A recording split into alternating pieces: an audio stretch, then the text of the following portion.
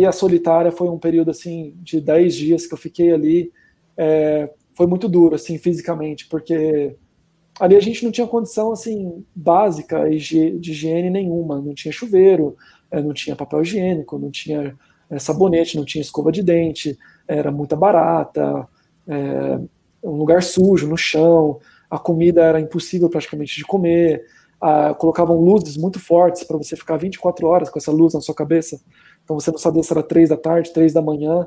Agora, você chegou a ser preso, né, no país onde você estava atuando como missionário, e no momento em que você foi preso, chegou a haver alguma acusação contra você? Ou seja, você está sendo preso por isso? Alguma explicação de algum motivo? Ou você foi preso e não soube por que foi preso na hora? Não, sim, então, foi a questão da distribuição de Bíblias, né? Nunca tinha me dado nenhum problema, sempre a gente conseguiu escapar de todos os. Deus, né? Deu esse escape, né? Pra gente. E a única vez que a gente distribuiu a Bíblia e nada estranho aconteceu foi a Oh, vez que tudo aconteceu.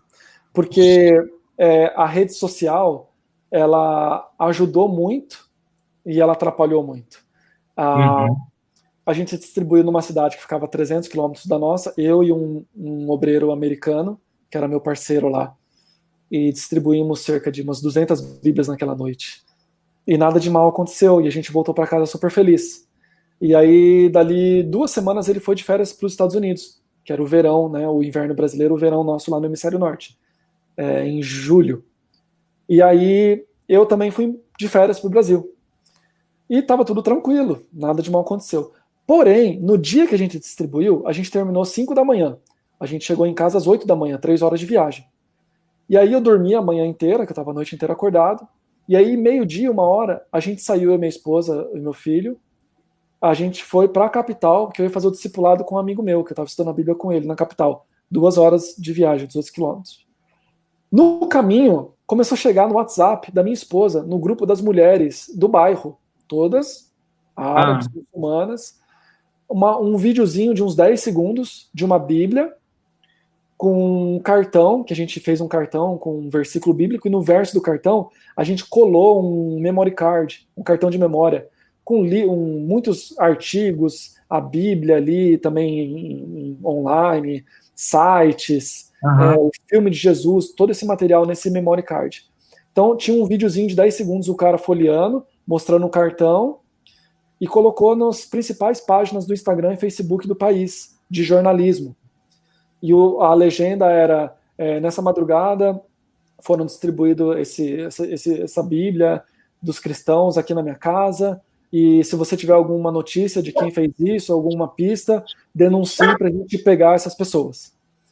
Então, assim, eu fiquei um pouco assustado, porque nada disso tinha acontecido anteriormente. Sempre ficou no anonimato, as Bíblias e tal, e passou por isso. E aí, algumas horas depois, já estava a 300 quilômetros de distância no WhatsApp da minha esposa no grupo do bairro. Ou seja, esse vídeo viralizou no país inteiro. Amigos lá do sul, do norte, cidades que a gente tinha morado, mandavam mensagem: você viu o que aconteceu, tal, tal. Viralizou. E aí eu fui ler os comentários, né? Já estava já com 500 mil visualizações. A página do Instagram, por exemplo, tinha 1.200 comentários em poucas horas. E muitas pessoas falando: se você distribuiu e está lendo isso, venha na minha cidade, colocava o nome, porque eu quero saber mais sobre esse livro. Muitas pessoas sedentas em conhecer a palavra. E outros, é claro, se eu descobrir quem foi, eu não entrego na polícia, eu mesmo mato. Então, assim, esses Uhum. tipos de comentários que existem radicais em todos os lugares Sim, do sim. mundo. Então aquilo ali deu uma mexida com a gente. Mas, assim, a gente tomou todos os cuidados, a gente sempre tampa a placa do carro, usa roupa preta, tipo boné. A gente usa. E nada tinha acontecido de mal. Aí eu também saí de férias. E aí ele voltou no comecinho de setembro. E aí, quando ele voltou, 24 horas depois, a polícia ligou para ele e falou: você precisa vir aqui no quartel da Polícia Secreta. E aí ele falou: opa, será que é com relação a isso? Será que é com relação ao nossa escolinha de futebol? Porque ele era meu parceiro também na escolinha. E ele foi lá, e aí, 2 horas de conversa, falaram: olha, a gente sabe que você fez isso, o Júnior também estava lá, ele estava dirigindo o carro, tal. E isso é proibido aqui no país, vocês não podem fazer isso. Então a gente quer que você escreva aqui de punho o que você fez e que você agora sabe que isso é errado, você não sabia, como você disse, e agora você sabe e você não vai fazer mais isso. E aí ele foi, fez uma carta de punho, e aí ele foi liberado. É lógico, ele chegou em casa, ele me ligou, ó, Júnior, aconteceu isso, mas tá tudo bem. Só que agora a gente talvez não vai poder mais fazer isso. E aí eu voltei. Quando eu voltei na frente da minha esposa, dos meus filhos, porque a Emily nasceu, uma bebezinha, minha filha, e os pais da Raquel iam voltar com ela, e eu voltar uma semana antes para limpar a casa, que estava uns 3 meses fechado por causa do nascimento da Emily. Nossas férias foi um pouquinho maior, pagar as contas, preparar o material do futebol, tudo. E aí a Raquel ia voltar uma semana depois. E aí eu entrei no país e fiquei esperando a ligação também para mim. E aí 24, 48 horas, 72, 4, 5 dias, 6 dias, nada. Falei, beleza, morreu o assunto. Falaram com o meu amigo americano e agora resolveu. E aí a Raquel chegou. Quando ela chegou, eu busquei ela no aeroporto, chegamos em casa à noite. No outro dia de manhã, a polícia me ligou. Eles estavam esperando a Raquel entrar com as crianças. Eles são muito espertos, eles são muito treinados. Né? Não são assim, qualquer conversinha, os caras são muito treinados. Então eles estavam esperando tudo isso para eles terem carta na manga para poder ameaçar tudo. Eles me ligaram, eu fui para a polícia e eu imaginei que ia ser o mesmo tipo de conversa que tiveram com o americano. Mas chegaram para mim, já, você sabe por que você está aqui? Eu falei, não. Ele, você não sabe por que você está aqui? Eu falei, não, eu preciso, vocês que me ligaram. Aí ele virava pro outro interrogador, falava, já vi com esse aí, ele gosta de joguinhos, ele acha que a gente está aqui para brincadeira. Então assim, eu já, opa, que tipo de conversa com meu amigo foi tão informal, tão tranquila, tal. E aí eu falei, eu imagino porque eu esteja aqui. Ele, então você imagina. Eu falei, eu imagino. Por que você imagina? Eu imagino por causa disso. O meu amigo veio aqui. Então vocês se conversam, vocês se falam. É lógico, ele é meu amigo. Então assim, eu já sabia que o meu amigo tinha passado por um interrogatório, então eu recebi um preparo da agência, né, como se portar durante um interrogatório policial. Então eu tentei fazer o máximo daquilo que eu aprendi nessas aulas. E assim, logo no início eles falaram, olha, você infringiu o artigo do país 272, que diz que é proibido usar material para influenciar as pessoas a saírem do Islã. Aí eu nem sabia desse artigo, depois eu fui descobrir que é uma coisa super nova no país, no Código Penal deles, e aí eu falei, opa, infringi então uma lei? Aí eu comecei a falar, não, mas eu não infringi essa lei. Ele, como não? Você acabou de assumir que você distribuiu a Bíblia. Eu falei, mas Bíblia não é material?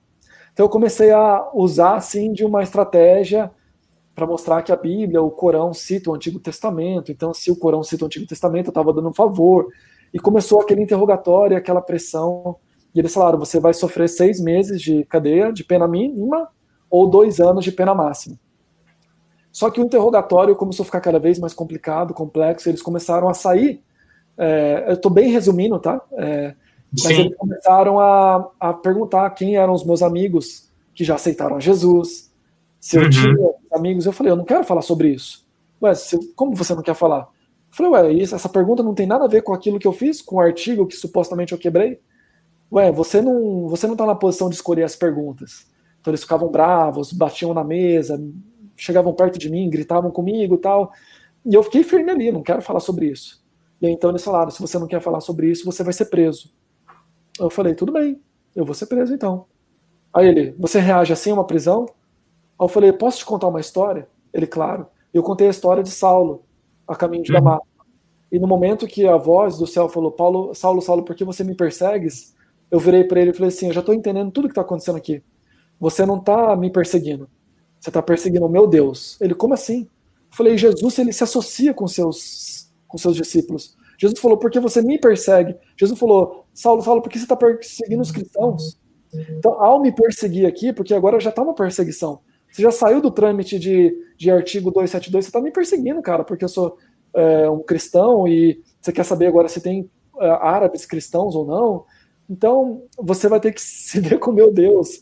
E para mim é um privilégio, uma honra enorme ser contado com aqueles que foram algemados por conta do reino de Deus. Então, desculpa, com todo respeito, mas você está me fazendo um favor, e é uma alegria imensa poder ser algemado por conta de Cristo. Então, assim, esse foi o primeiro dia de interrogatório, aí me colocaram numa cela para dormir no chão, foi bem complicado, mas ali estava meio que limpinho, me deram uma comida e tal. E aí no outro dia teve 8 horas de interrogatório, foi muito difícil, foi muito duro.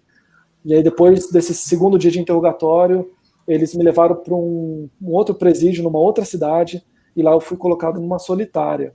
Ali foi a parte, assim, o interrogatório foi muito cruel, assim, comigo, assim, foi uma tortura emocional muito grande. Mas ali a solitária foi um período, assim, de 10 dias que eu fiquei ali. Foi muito duro, assim, fisicamente, porque ali a gente não tinha condição, assim, básica de higiene nenhuma. Não tinha chuveiro, não tinha papel higiênico, não tinha sabonete, não tinha escova de dente, era muita barata, um lugar sujo no chão, a comida era impossível praticamente de comer, colocavam luzes muito fortes para você ficar 24 horas com essa luz na sua cabeça, então você não sabia se era 3 da tarde, 3 da manhã. Então, assim, foi um período muito duro, mas ao mesmo tempo foi um período de aproximação muito grande com Deus, de louvor, assim, 2 horas cantando, eu começava a ficar rouco, de tanto que eu cantava, e que eu cantava em árabe para os outros policiais que estavam, talvez, escutar, outras pessoas que talvez estariam em uma cela de solitária lá também escutar, e orar, e buscar Deus. Então, assim, ao mesmo tempo foi um período muito, assim, duro na minha vida, traumático, foi um período de graça, de misericórdia, de força, de comunhão, de aproximação, de relacionamento íntimo com Deus. Então, assim, eu não reclamo, eu só dou glória a Deus por ter passado por isso por conta dele. Então, assim, foi mais ou menos isso que aconteceu. E quanto tempo no total você ficou preso? Então, eu fiquei preso 10 dias, depois eles me libertaram e eu fiquei numa prisão domiciliar, né? Eles reteram meu passaporte, e aí eu tinha que ficar em casa, eu poderia sair assim para ir em algum lugar, não era tipo com tornozeleira, nada disso, mas sempre tinha gente me vigiando, o meu celular, eles falaram que eu não poderia desligar de jeito nenhum, porque senão eu ia voltar para prisão, ou seja, meu celular, ele estava já com bug, né, sei lá, clonado, como que se diz, então eles escutavam as ligações, isso, quando alguém me ligava, sempre fazia barulho, eu escutava vozes, então assim, eles escutavam tudo, e eu fiquei lá esperando o que a polícia secreta ia fazer comigo, porque no interrogatório já não iam ser mais 6 meses a 2 anos, porque eu estava obstruindo a justiça, porque eu não estava contando nada, e eu estava dando voltas nas histórias. Eles falaram que a pena seria de 7 anos, por conta da obstrução de justiça. Aí depois que eu saí, eles falaram que ou eu ia ser deportado, ou eu ia sofrer o julgamento. Aí a polícia sai da cena, a polícia secreta sai de cena, e aí um juiz ia julgar a minha causa, né? Aí eu poderia realmente pegar no mínimo 6 meses a 7 anos, dependendo do depoimento daquilo que os policiais escreveram para o juiz. Então, meu medo era ir para tribunal. Se eu fosse para tribunal, eu ia provavelmente ficar 6 meses no mínimo lá preso. Mas depois de 2 meses, sem nenhuma ligação, sem não falar em nada, um dia eu toco no telefone e ele fala, isso era tipo meio-dia, ele falou 5 da tarde, você tem que ir lá no seu escritório do seu advogado com a passagem comprada para o dia seguinte que você está sendo deportado. E aí eu fui preso em outubro e fui deportado em dezembro. Uau. E o que passava na sua cabeça naqueles dias que você realmente ficou preso, ficou na solitária? Qual que eram os seus sentimentos? Você sentia medo ou você era realmente encorajado? Como foi? Eram tantos sentimentos, mas assim, eu tinha muita saudade da minha família, eu chorava muito, porque eu tinha uma neném recém-nascida, e eu já estava quase o mesmo tempo de vida dela, eu já estava, eram poucos dias de vida dela, então assim, eu começava a dormir e falava, Deus, imagina se eu ficar 7 anos aqui, e eu sair daqui, a minha filha já vai estar andando, eu vou ter perdido tanta coisa, então eu chorava com medo disso, medo de ficar muito tempo longe da minha família, porque eu não ia querer que os meus filhos fossem lá num presídio, num lugar tão inóspito para me ver, sabe? Então eu ficava pensando muito nisso, quando que eu ia sair de lá, porque eu não tinha informação nenhuma. Os caras me jogaram na solitária e ninguém aparecia mais lá. Depois de 3 dias de interrogatório, me esqueceram lá. Então, assim, se eu soubesse que eu ia ficar 10 dias, não teria sido tão fácil.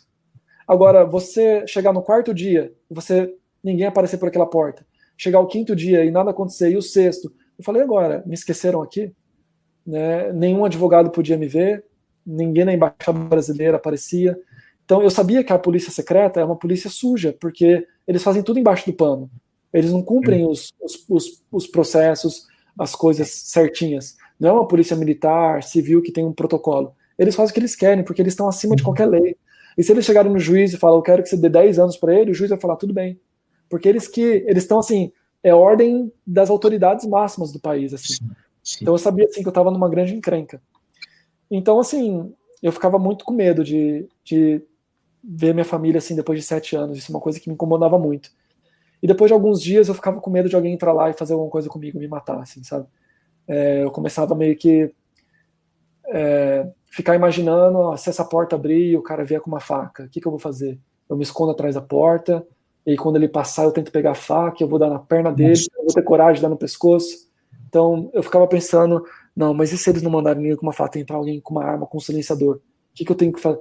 Então assim, eu falava, Deus, não quero ficar pensando nisso, deixa eu louvar. Aí eu começava a louvar. Então, assim, é uma coisa, assim, muito ruim na sua cabeça, que você fica pensando nas piores possibilidades que podem acontecer e às vezes eu chorava porque eu só queria uma escova de dente, eu só queria um banho enfim, eu tinha que dormir preocupado com barata subir em cima de mim. Então, assim, mas o medo da família, eu ficava muito preocupado com os árabes locais, porque eu sabia que eles estavam em perigo. Porque ao me pegarem, né, algumas coisas assim aconteceram nesses interrogatórios. E eu pensei, às vezes eles podem ir atrás dessas pessoas que eles já sabem que são cristãs, ou de novas. Então eu ficava preocupado com a vida dessas pessoas. Né? Eu falava, se eu for deportado, beleza, eu fui deportado, amém, acabou. Mas e eles que ficam, né? Então eu orava muito por eles. Então eram muitas preocupações assim na cabeça. Assim.